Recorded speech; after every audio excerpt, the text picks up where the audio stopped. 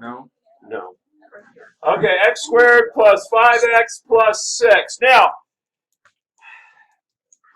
next year, as a way of introduction, next year you have to do something called derivatives, which are fairly easy, and we've got such a profound body of math behind them, we can actually do almost any derivative you want to do. And we have to learn how to do integrals, which is the converse, which means we don't really know how to do integrals very well. There's lots of integrals we cannot do. We just cannot do them. Nobody knows how to do them. You'll even run across it in that class. We'll be doing an integral. Can't do that one. Good luck. Sorry about that. So, because of that, we're going to, one of the techniques to get around what we can't do, this would be an undoable one, is we split it into two fractions that we can do.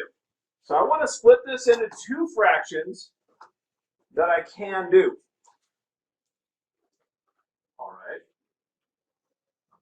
To do that, the first suggestion I'm going to do is I'm going to set this thing up. I know it's going to be two fractions, right? Mr. Dugan did this instinctively all by himself earlier today. What would be the two denominators of this fraction?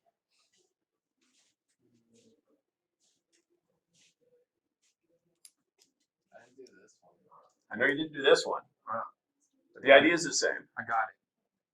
I'm on to it. All right, we'll let Walker try it. X plus 2 and x plus 3? X plus 2 and x plus 3. Now, why'd you choose those, Walker? Because of the factors of that one. Because if I factor this one, it's these.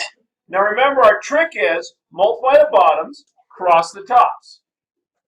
If I multiply the bottoms, I'm going to end it with this because I made these factors. This partial fractions idea only works when there is, in fact, something I can factor over here. If I cannot factor it, there's no way to do a partial fraction that makes any kind of sense at all. Make sense? Okay. All right, I'm going to put a big A up here and a B up here. Why? Because I don't know what those are. It's okay. I'll figure it out.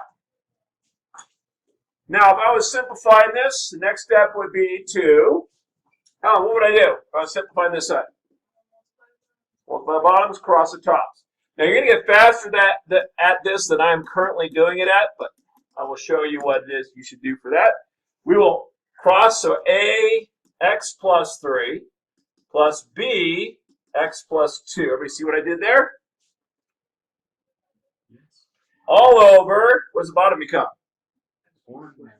X squared plus 5x plus 6, because we picked factors in the original, so they have to get it back. If they don't get back to the original, you did something wrong, refactor. Probably most of you are just going to ignore it. So if the bottoms are the same and the whole thing's equal, what must also be true?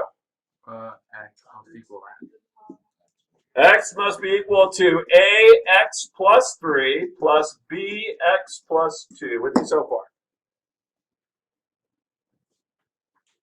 Now, which values is that true for, Aspen?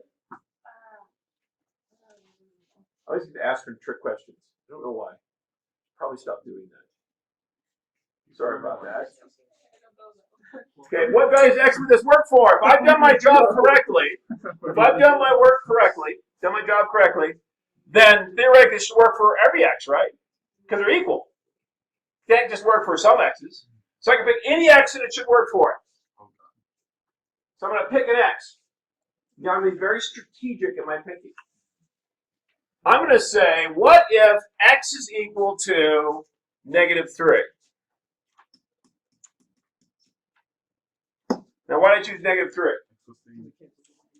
Because it'll make this 0, which completely gets rid of that. And leaves me with just one variable. Does that make sense? Then I'll plug a -3 in here. I go -3 equals A times -3 plus 3 plus B -3 plus 2.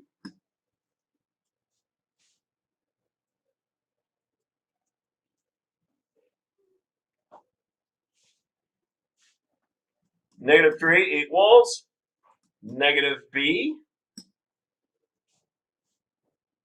B must be 3. So this is 3. Now, following that same logic, what's the next X I'm going to randomly pick? I'm going to pick -2. Do I have to pick these? No, but if I do pick these, it'll make my life better. So you should do it. So that gives me -2, placing the -2 for x right here, equals a -2 plus 3 plus b -2 plus 2. -2 equals a. -2 plus, that's 1, right? Make sense? This becomes -2. Nothing wrong with the mathematical reasoning I just did. Wow, I just explained the whole concept. You weren't even here. All right, cool deal. All right, so does that make sense? Can you do that? Well, what do we do now? I've done it. X over x squared plus 5x plus 6 is -2 over x plus 2 plus 3 over x plus 3. Those two are equal. Answer? That's the answer. Ugly answer. I'm decomposing into partial fractions. Okay. Make That's sense? you, Mr. Esme. Mr. Esme? Yes, sir. Aren't -2 and 3 just the answers to the? Oh no, That's positive. the whole, I have to have the whole fraction because I want. What is this equal to? What I'm doing? I'm taking this and I'm breaking it into 2 fractions. Make sense? Yeah, I just noticed that like you decomposed it into x plus 2 and x plus 3, right? The original trinomial.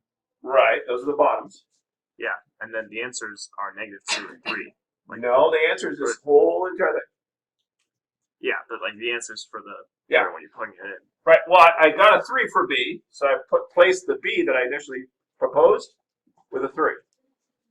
But like those answers are so close to if you were to use the quadratic. Like if you were just to plug that. Oh, into that's quadratic, just random luck. It's just random luck. What? Well, random luck. It's because this happens to be an X. Any other number in the universe, and that won't work. Okay. So let's not even. Good observation. No. If that would work, we would never do partial fractions this way, right? We just simply factor it and throw the numbers on top, right? That's why I was wondering. Yeah. No, I get what you're saying now. You're good? Mm-hmm. All right. Decompose 1 over x squared minus 1 into partial fractions. Go. Crowd goes wild. We got more people out. Get on that.